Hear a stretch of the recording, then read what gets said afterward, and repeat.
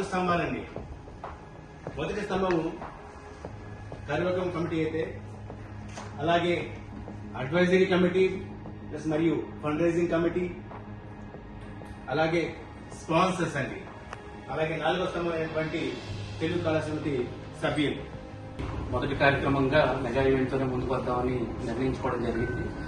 అలాగే ఈ కార్యక్రమానికి మీ అందరి సహాయ సహకారాలు పూర్తిగా ఉంటాయని ఆశిస్తూ, And same way, I would thank everyone who has visited today, who has going to make this program a successful event with all your support and blessings.